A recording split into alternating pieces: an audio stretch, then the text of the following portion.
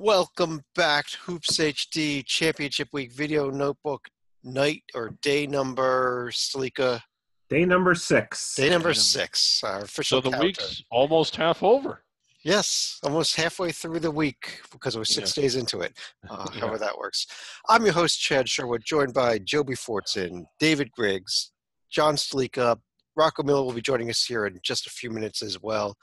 We've got a lot to get to. This is the show where we go over all the conference tournament action, preview all the upcoming conference tournament action. But before we get to that, we'd like to talk news and notes. And this is the one day that we have a ton of news and notes to discuss. So I'm going to go through this pretty quickly here, but I want to highlight a few games at least that happened. And I think it would be best maybe if we do it by conference. Good idea? Bad idea? Lousy? Yeah, so this is the Hoops HD report. This is the Hoops HD report portion, but it's going to be a mini Hoops HD report. Okay. Joby, ACC, obviously Duke, Carolina, and Duke already out without Zion, loses Marquise Bolden right at the start of the game and didn't look good, that injury. No, the stanchion, him running into the stanchion could be an extended time. We just don't know. The good news for Duke is that Kay in his post-game presser did say he fully expects Zion to play Thursday in Duke's first game, which is the quarterfinals of the ACC. So they'll at least get Zion back by all accounts. But in the meantime, I think unless Duke blows through the ACC tournament, I think this loss at Carolina has moved them off the one line for now, assuming Kentucky takes care of business in the manner that they look like they want to do right. Yeah, I agree with that. Two other notes from the ACC, Virginia, your Virginia team, a nice win over Louisville today, and David Clemson, a much-needed win over Syracuse that puts them in real good shape, especially if they can win that first-round ACC tournament, I think. Yeah, I think so. And even if they can't, their case is still a lot stronger than it was before today. But that was one they needed, and it was one they got. Big East, Stalika, your Xavier team, a win over St. John's, that schizophrenic St. John's team. But is Xavier now back in the conversation or no? They'll be back, but by the same token, teams like Creighton are also going to be back, and maybe Providence. But if you look at the draw, Seton Hall actually got the the 3 seed. They're going to face off against a Georgetown team that somehow won at Marquette today. So the league continues to be pretty schizo. They get that win, and not only does Marquette lose, Villanova also loses to Seton Hall today. Another Seton Hall team that really needed that win. I think that's huge for Hall's resume. Yeah, and I think it puts Hall in. We're not going to lock them in, but oh man, that one was big, real big. Talk about teams that we are going to lock in. SEC, Auburn knocks off Tennessee, Joby. I think that there's no question left. This is an NCAA tournament team now. Yeah, what they were missing before was a lack of getting the business done against teams in the field. Well, they've been doing it. 3 really solid wins in a row. Auburn's playing right now like at least at home, like the team that we thought they were preseason. They still have a lot of on their resume, so they're not going to get the protected seed that was deigned for them in the preseason. But they're going to be wearing white. You heard it here. They're going to. I think even with a loss in the SEC tournament early on, they're going to be wearing white in the NCAA. Yeah, I could see them doing pretty well in the NCAA tournament. And Auburn is just a team. I mean, they weren't getting the wins, but I always believed in them. I knew they were going to get there. I was big on them all year. Two other notes for the SEC. 2 teams that could have really used a win today. Florida losing, obviously, to Kentucky. Losing to Kentucky is no shame, but they really need wins on their resume. They did not get one. Alabama lost to Arkansas. This might be it for Alabama with that loss. Puts a lot of pressure on the SEC tournament for Alabama. They're out right now. When you're in a conference like the SEC, the Big Ten, the ACC, you have a chance to play your way in. Unfortunately for Alabama, that's exactly where they are. They have to play their way in. They have to get multiple wins in the SEC against good competition. The other team, of course, of note in the SEC, we have to briefly mention LSU, not only not having Will Wade, now also Smart, who was the player named in the mentioned proudly in the wiretaps, was held back from today's game as well. They did beat Vanderbilt, but Vanderbilt went winless in the SEC, so that's not a big surprise. Vanderbilt's starting to say the Stallings Award might be coming home to Nashville. Might be coming home. I think we have Rocco Miller joining us now. Rocco, how are you tonight? Hello, everybody. I'm good. I'm don't hanging in. Ask him that. And I hate to beat you up just as you come in the show, but let's talk Pac-12. No, you don't, Rocco. Right before we came on here, you just saw Washington take a huge blow to their at-large chances with the loss to Oregon.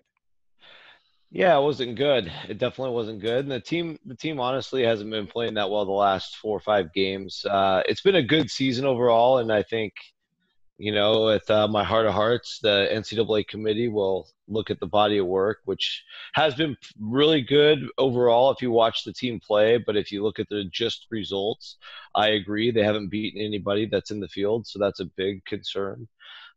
So we'll see how it plays out.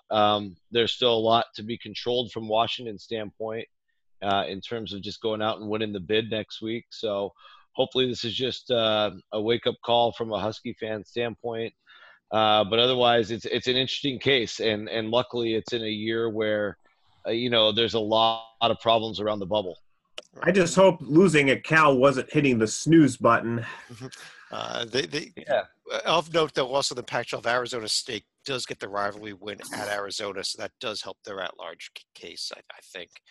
And after the game, Sean Miller, David, sounded almost like he was saying goodbye to the fans there during a senior day ceremony. Yeah, it was a senior day ceremony, so I mean, it's not unusual for a coach to address the crowd that way. But I mean, based on what all's going on, what he said and how he said it isn't necessarily meaning he's leaving, but it's the kind of thing you would say in the way you would say it if you were leaving. Would we at least agree on that? I would, and he refused to. He didn't really want to get into it during the press conference afterwards either, what he meant. So we'll see what happens here. Obviously, I don't think anything happens until after the Pac-12 tournament, but we'll see what happens as this plays out. Big 12 today also finished up regular season play. Real quick, Texas Tech win with the win at Iowa State, K-State with the win over Oklahoma, tie for the Big 12 championship. It's official. Kansas is not a champion, although we knew that wasn't going to happen. And the Jayhawks did pick up a home win over Baylor, though. And one other win of note, though, Joby, TCU goes to Texas. Huge win for them and a bad loss for the Longhorns. Yeah, I mean, let's do the math with Texas. No team ever has gotten into the NCAA field without having a record of at least 2 over 500, and even that only happened once. Though this Texas team might be able to prove themselves as an equal to that team from way back in 2001. You cannot say, "Oh, I'm leaving out the Belmonts of the world," and give it to a team who's only 1 game over 500. That is a really tough argument. It's almost, I think, it is a disqualifying type of thing for Texas to not be just 1 game above 500, which is what they sit at right now. They can't go 1-1 in the Big 12 tournament. They have to go 2-1. That is going to be very tough for a Texas team that is hit or miss on a given day. And it's a lot more missing lately than hitting. They certainly missed today. They missed, they missed a target 8 feet away by about 20 feet. 2 other games I really want to quickly mention before we get into the conference tournament play. First of all, Rocco, Michigan State gets the home win over Michigan to finish up their regular season. Real nice win for Sparty. It was. I was impressed by the margin of victory and the fact that they were able to control that game throughout the game. And so it puts us in this interesting position where I actually think LSU's resume is a little bit better than Michigan's now for that final 2 spot. Yep. Yeah, so it's so that's why I'll slot them coming up here tomorrow or Monday. But with everything going on with LSU, it really just makes you wonder where we're going to be at a week from now. It's just kind of a crazy circus going on in this.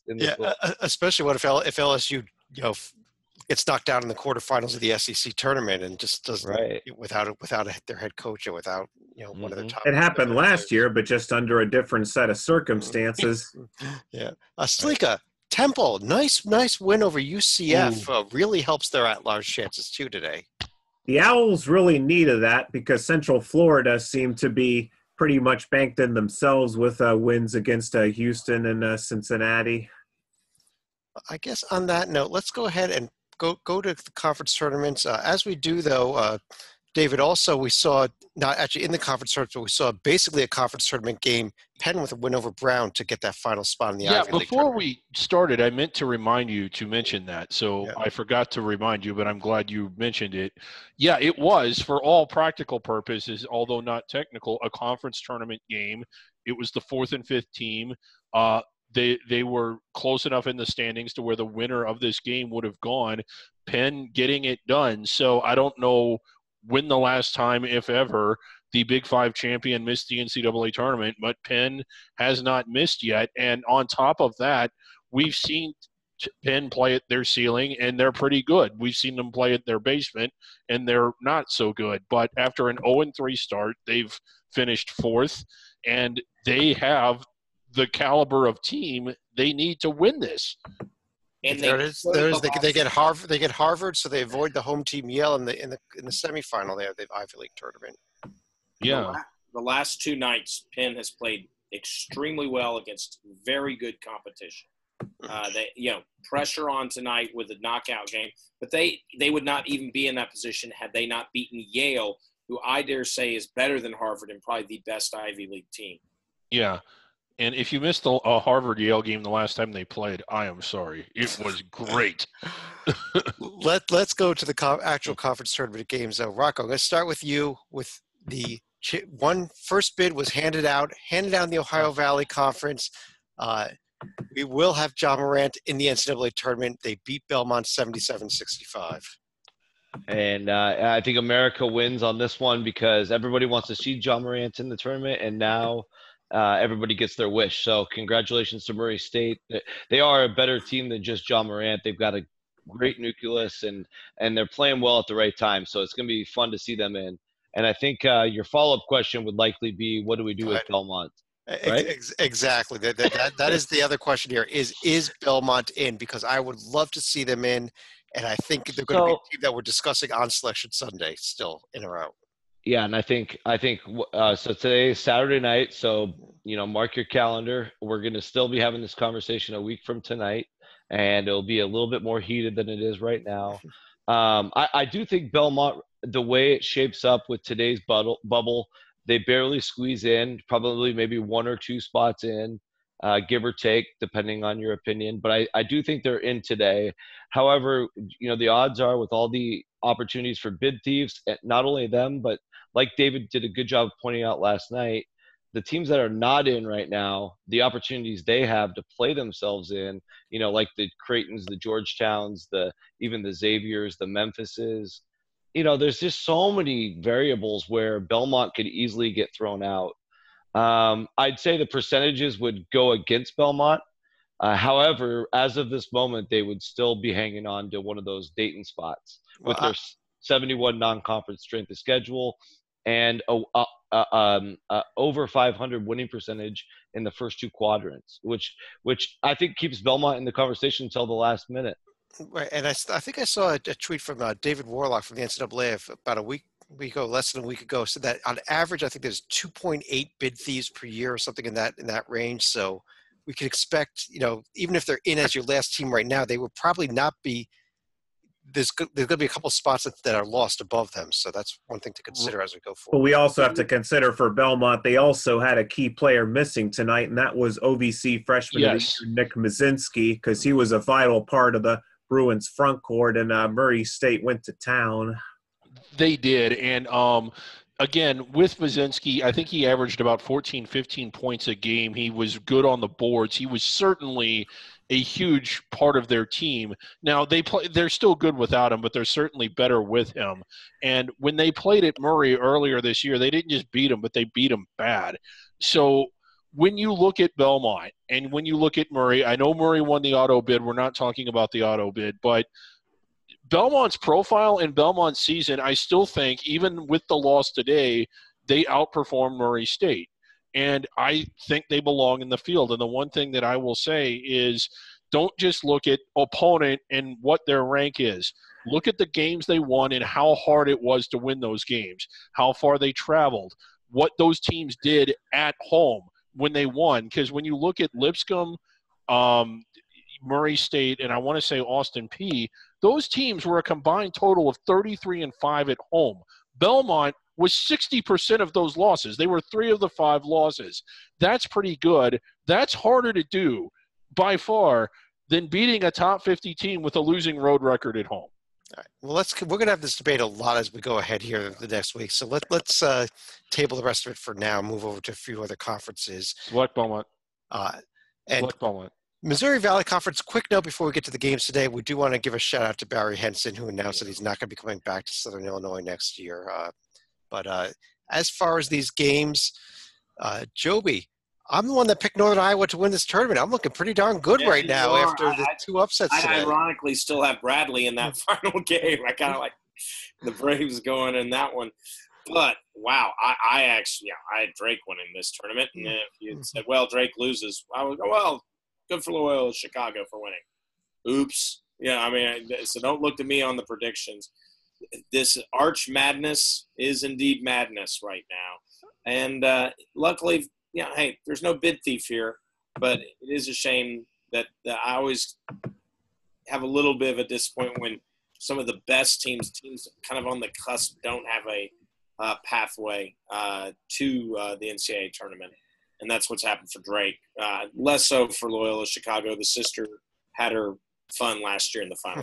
And amazingly, both these teams won not by 3 points in the quarterfinals, actually by the same exact score, and by 2 points today. So, David, we got a 1-point game tomorrow. Who wins it? Well, yeah, I mean, that's the thing. I think it's going to be Northern Iowa. I just like how they're playing. But if this is a 4-point game or closer, when was the last time, other than the Great West, a team won a conference tournament by a combined total of less than 10 points?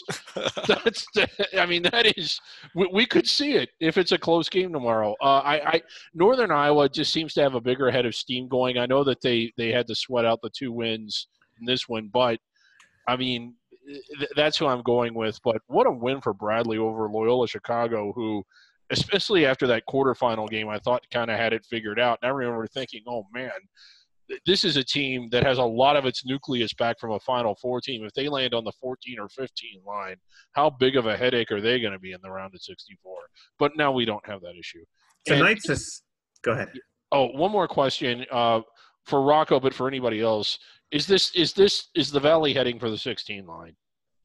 Well, I was actually just considering that, and I think it's either one of these teams will land in the 15-16 range.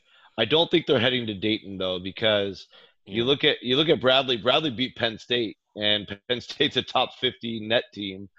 You look at Northern Iowa; they beat Old Dominion, and so they got some good things. The other thing about Northern Iowa is they only have one bad.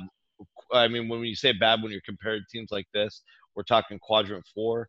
Northern Iowa's only done that once. Bradley's actually done that 3 times. So you can build a case against Bradley. Bradley's a tale of 2 seasons. They were one of the worst teams you could find in a conference like the Missouri Valley, about 2 months ago. And in the last 2 months, they've completely changed the landscape of their season. They've proved that the last 2 days. I don't think they'll land in a playing game, either one of them. I think there is a chance they could end up on the straight in 16, maybe playing a Kentucky or a North Carolina, but probably a 15. I agree with you. I think it's a 15, and kind of Northern Iowa is kind of the same thing. They were pretty horrible early in the season, got real hot late, lost a couple games. They actually had a shot to be about the 3 seed of this tournament, not the 6. Right. It has been a long time since we've seen the Valley champions seeded that poorly. Right, and there are 4 conferences who, even if their best team wins, will not reach that level And then all you need are a few other conferences where it's not just the numero uno, like Sam Houston State's not the Southland champ, somebody along the line. All right. Let's keep things rolling here into the Northeast Conference. Rock, I'll get to you in a second, but first, Sleek, I want to bring you in on that first game. The top game, actually, it was the second game of the day. I think the SFPA knocks off LIU Brooklyn. Looked pretty good in doing that as well. Yep, and as we noted last night, this is actually going to be Derek Kellogg's first loss in the NEC tournament right here. Yeah, it is. And now, Rocco, they get to host a Fairleigh Dickinson team that you got to see in person in a real good game against Robert Morris earlier today. Yeah, it was a great game, guys, and it was a great experience individually for me. Like they put me courtside and sat by the replay guys, and I was right there in the middle of the action. And it was just really an amazing experience. The crowd was so into it. Honestly, Robert Morris is a team that the entire league really respects for the success they've had of recent. They started 7-1 in the league this year and had control of the league, of course, until the end of the year when they lost the grip and ended up in the 4 spot. That game came down to the last couple possessions. Fairleigh Dickinson had some really big hustle plays to win the game. Great celebration there. Attended the press conference. I actually had the opportunity to spend about 25 minutes with the NEC commissioner today. Just a bunch of great people. A very great college basketball experience. I'm very thankful I had the opportunity to do this. And I think just looking forward to the championship. It should be a hell of a championship. These two teams tied for first place. They both play very hard. I saw St. Francis, PA when they were in San Francisco last year. So I'm really looking forward to Tuesday night at 7:00. Should be a great one. Yeah, it's certainly. Yeah, that'll be a real fun game there. But let's keep things rolling here. Also, David, the Southern Conference quarterfinal day, and while we had a couple of close games, including Samford, who was actually up big on Greensboro most of the game, we did get the top 4 seeds through.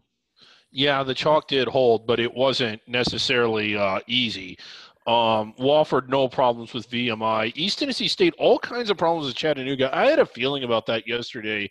I know that you had said that you thought East Tennessee State would walk all over them, but still, they get through. Greensboro, as you mentioned, down most of the game to Samford and down double digits for a large part of it. I want to say with about 5 or 6 minutes left, Samford had an 8-point lead, and then Greensboro went on a 12-0, 13-0 run, something like that, and led the rest of the way. Samford never got the lead back. They were in the game. They had a chance to win all the way up until the final minute, but Samford, even though they finished 7th, I think that they were tougher than what their overall record showed. This was not atypical for them to give teams at the top of the league a hell of a fight, and it happened again today. And then Furman, not a whole lot of trouble with Mercer. But the other thing, something else happened today. I know we're going to get to the survival board.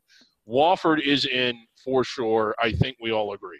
Yeah, yes, Wofford is. We locked Wofford in on the survival board today. Our only concern was if they lost to BMI, that would be a bad loss. But now they're past that. But Stalika, semifinal day tomorrow now. Wofford, East Tennessee State, Greensboro, Furman. This should be a pair of incredible games, quite honestly. It should be an incredible game, and I could see Wofford actually being tested for the first time right here. But after seeing Greensboro look a little shaky, I had the Spartans winning this title originally, but I could easily see Furman actually moving on to the title game in their stead. Yeah, I was actually impressed with the fact that Furman did not really struggle much with Mercer, because the Furman was a team that I was kind of worried about. Are they going to be good or not? And Rocco, I'm seeing bracketologists like Jerry Palm have Furman in their last 4 in right now, actually. And you would think if they beat Greensboro tomorrow, they've got a hell of a case. They do have a hell of a case. And, Joby touched on it in the beginning when I first joined in. We've got a situation this year that I don't think I've completely seen before. Texas is dealing with a situation where they might have too many losses, and they have the win percentage factor. They have 2 big factors that are going to either be historical precedents for getting in or they're not in. NC State's got a ridiculously horrible NCSOS. You also have Indiana, who's 1 loss away from being in the same position as Texas. And so, at some point you're running out of places to put teams. And so at some point, you just got to grab Furman because they honestly have a great resume.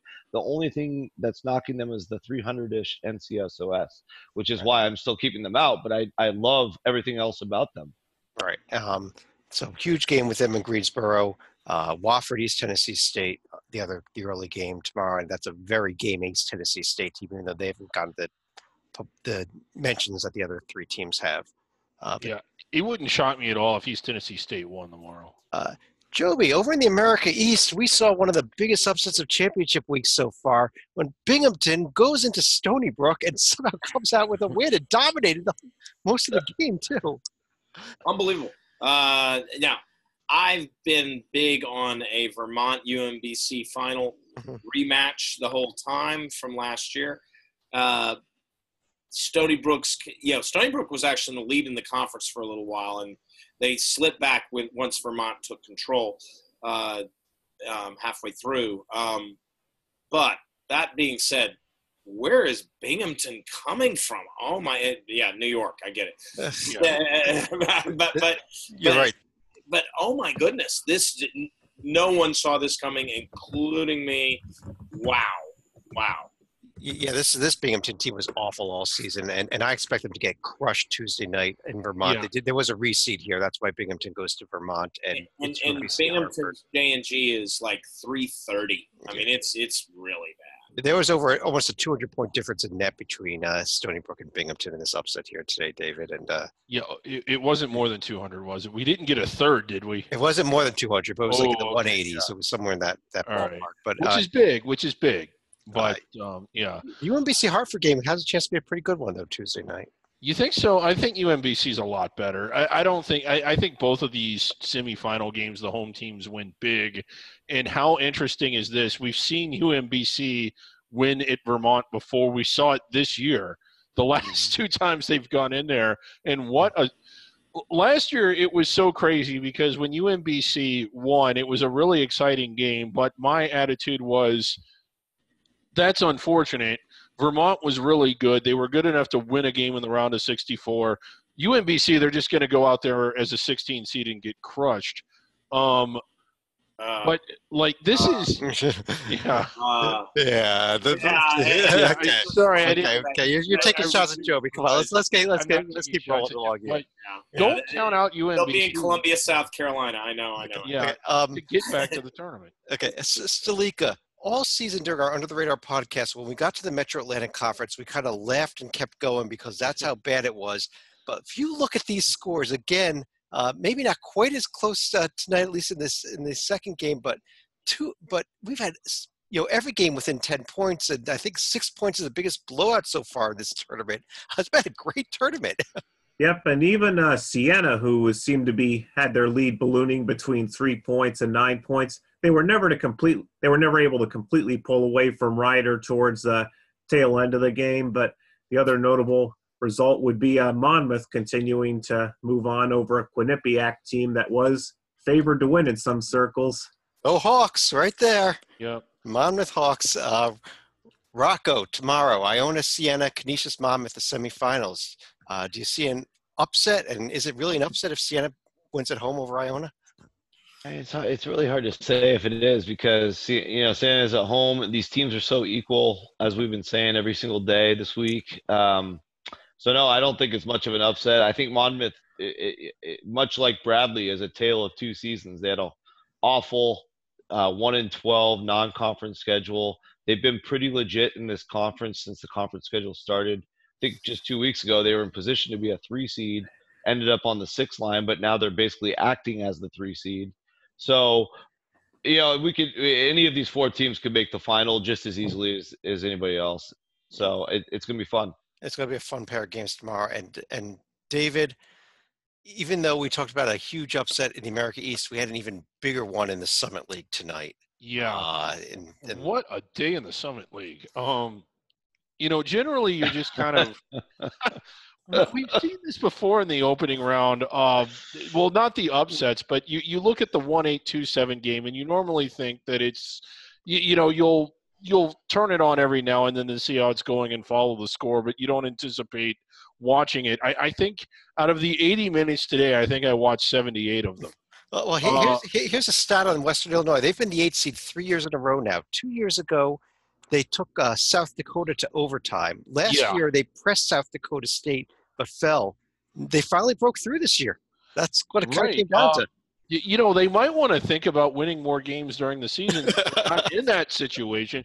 But, yeah, they get the win. South Dakota State assuredly not getting into the NCAA tournament.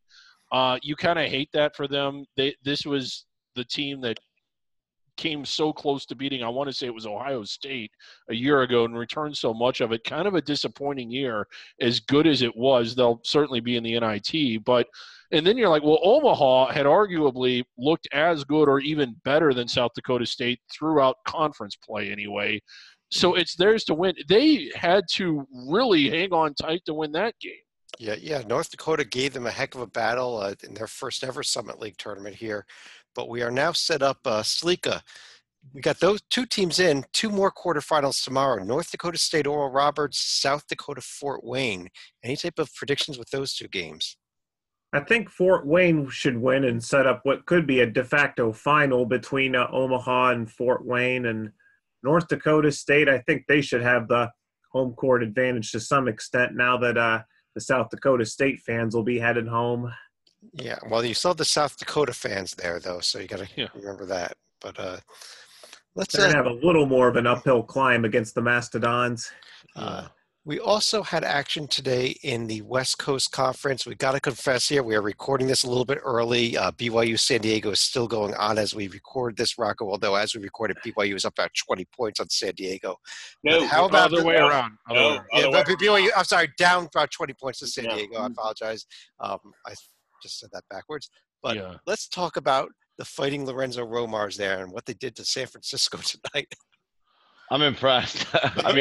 I'm impressed. I've respected San Francisco all year. Of course, I live in the city, and they've had a heck of a run. And it's just an odd way to end it here with a loss to the Romars. But hey, the Romars playing great basketball. There are a couple talented kids on that team, of course. Mr. Ball's cousin, LaMelo. You name one of the Balls. They're cousins on the team. Good player, 6-man off the bench. Ross is the star player on the Waves. Plays really well. Charles Minlin for San Francisco didn't play up to standards today. It was a weird game, but Pepperdine really stuck it to him, and San Francisco couldn't figure it out. And it really happened to see Coach Romar get to the semis. Now he's got a heck of a challenge in front of him on Monday. So. Well, we could be in a situation here, assuming San Diego holds on for this game, David, where we have 2 teams that have both won 3 games of the tournament. That means that they're meeting in the finals, right? Yeah, this tournament has more rounds than a regional. Like, Pepperdine into the 4th round. That's what is that? That's the Elite 8, isn't it? Just getting to the semifinals of the conference tournament, taking on Gonzaga, who has not even arrived in the city yet, probably hasn't even traveled to Las Vegas. And we're in the 4 rounds, and what a bizarre setup! I know we got another one next week. That's even crazier. Yeah, we've got Sunday off here in this tournament, so we'll discuss we'll preview those 2 games coming up in tomorrow night's show. One other conference that was in action tonight, though, Stalika, Colonial first round day. We saw UNC Wilmington pull a mild upset over Elon, but one of the best games of the day actually was that 8-9 James Madison Towson game where Matt Lewis, with about 1.5 seconds left, won it for JMU. Yeah, I think we had a couple buzzer beaters today for James Madison, so they'll get at least about 24 hours to savor it before going up against a Hofstra team that's probably going to be in a bad mood after their finish to the season. Yeah, and so Joby, quarterfinal day tomorrow. We got 4 games in the Colonial. You see any upsets here? Yeah, I don't, because I actually really like the 4. Yeah, does that make sense? Yeah. I don't see Della. Normally pick on the 4-5. No, I think William & Mary probably is better. Hofstra is a darn good team. I think JMU is better than an 8 seed, but Hofstra is the dominant team this year. Northeastern's been very solid, has a few scalps against major teams this year. And College of Charleston might be the best of all of them. I don't know. I think Jay Hofstra might need to be a look at. I think it might be a close game, David. Yeah, Hofstra is way better, but sometimes they just kind of play with their food, as Chad likes to put it. And I could see them struggling. Really, when you look at all these games, I don't think any of them should be close, but I think JMU Hofstra will be anyway. We've got a few other conferences in play tomorrow. Let's start, actually, Rocco, let's start in the Patriot League, where it is semifinal day on campus sites. Navy at Colgate, followed by Lehigh at Bucknell. It should be a real fun pair of games, especially that later game. I agree. I think, I think that all these games were amazing in the quarterfinals. It ended up happening to where the top three survived. But Navy ended up hanging on against American, led wire to wire, I believe. It should be a heck of a semifinal. I think ultimately we'll end up with Colgate, and I feel like Lehigh is gonna get back at Bucknell for a lot of years of being punished from Bucknell. I don't know why. I feel Lehigh. I actually agree with that. I think it's going to be Colgate Lehigh. Colgate Lehigh. All right, Joby. We have 2 championships that are going to be handed out tomorrow. So 2 more bids. One of them in the Atlantic Sun. Liberty at Lipscomb. Great game. Yeah, we talked about Belmont, Murray State, and these teams deserve it. I don't know if Liberty fully deserves a bid. As a matter of fact, I'm pretty confident saying they don't. But Lipscomb is in that discussion. I don't think they'll get it with a loss. This is the shame. I'm really rooting for Lipscomb because – this is a team that beat TCU. They've got a decent resume. I could really – they deserve better than the NIT. And I will stick with my thought that Lipscomb's going to win. But this is a very good team and a dangerous 12/13 wherever they land.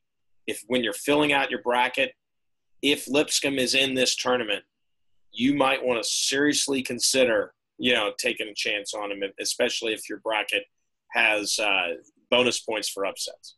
Yeah, and we may have another debate over whether a team is included or not should the upset happen tomorrow and Liberty win at Lipscomb. But, Rocco? Yeah, I just wanted to point out, just going back to the Belmont conversation, if you're a sister – fan of Belmont, Lipscomb, Belmont kind of being sister schools. They seem to like each other. No, they don't. They really Battle of the Boulevard. But Battle of the Boulevard, yeah, of course. We'll keep it a rivalry. But honestly, Belmont fans are the biggest Lipscomb fans tomorrow because the better Lipscomb looks tomorrow night, and as long as they get that auto bid, and in fact, if they somehow blow Liberty out, I mean, that gives just a little bit extra for the committee to think about next week. Yeah. And one more championship game, Stalika, let me bring you back in. It is Big South Championship game day. Gardner-Webb, who's the surprise winner over Campbell, is on the road at Radford at 1 o'clock tomorrow afternoon. Gardner-Webb, the surprise winner, and Radford, who had a little bit of a late season swoon themselves, seems to have righted the ship with their wins against Presbyterian and Charleston Southern. But I think it was last year where Radford actually did win at home on a buzzer beater to win the Big South. I don't know if history is going to repeat itself in that matter, but I do see Radford moving on for the auto bid this year. We do, David. We love these championship games that are actually on the campus site of the higher seed.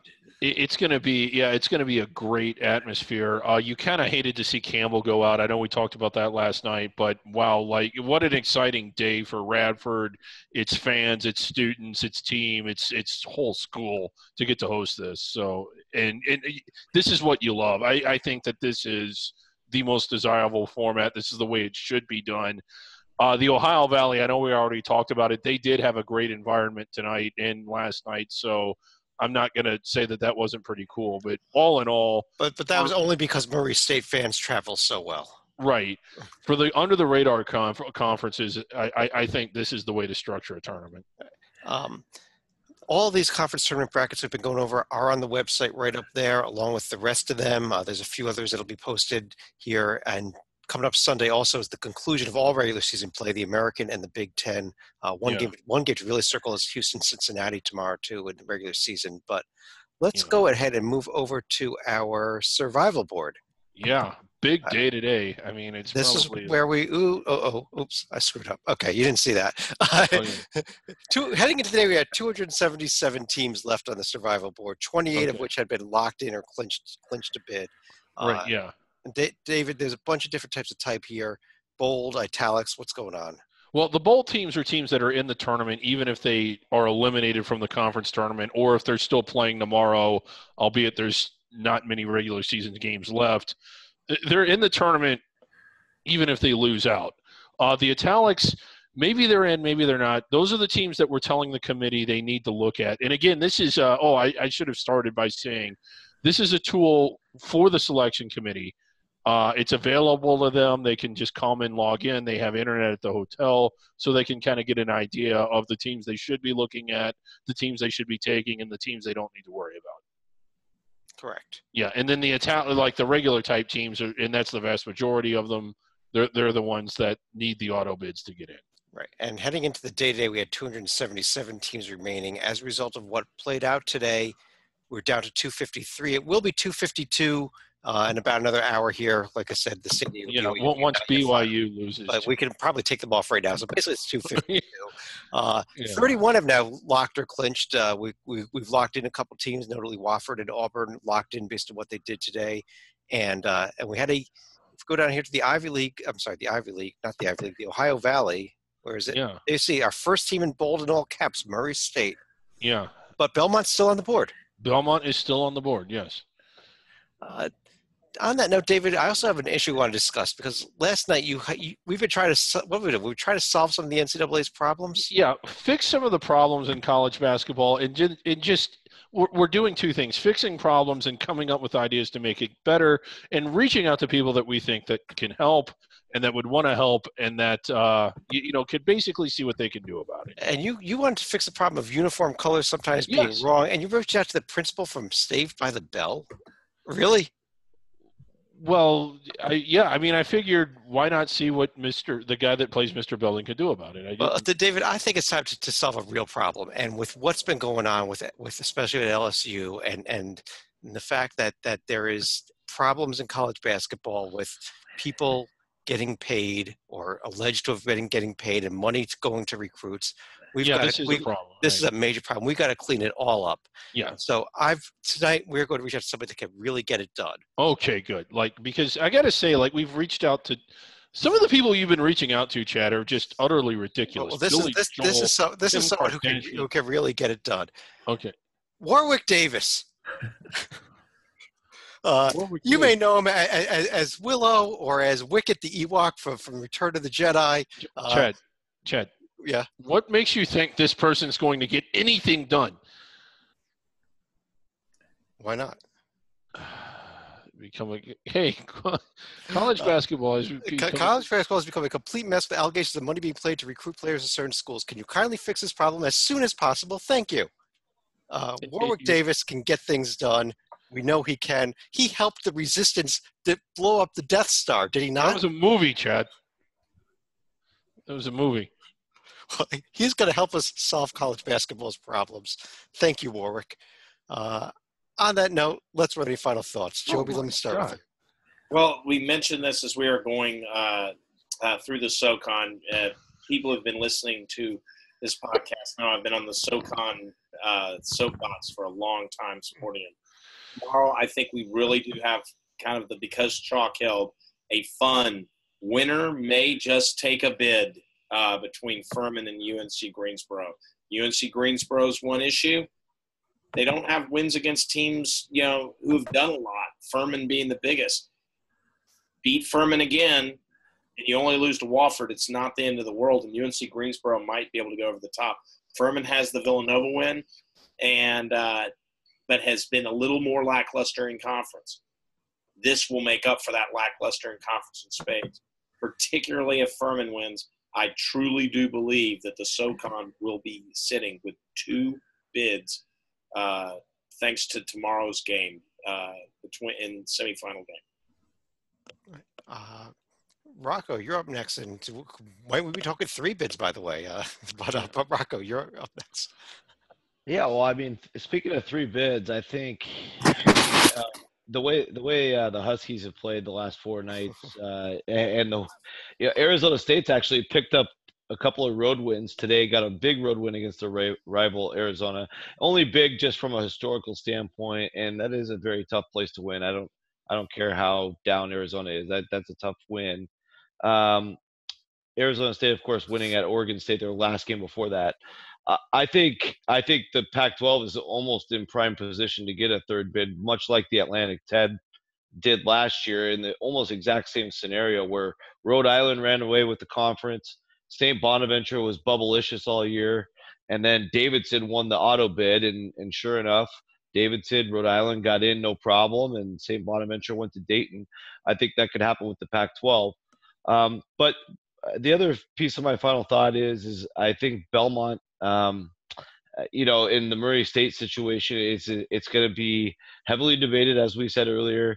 I do think the bubble right now is crazier than ever with the whole Texas situation, with the NC State and the Furman non-conference straight the schedule situation, both well above 300, with the Big East situation with Georgetown, Creighton, even Xavier.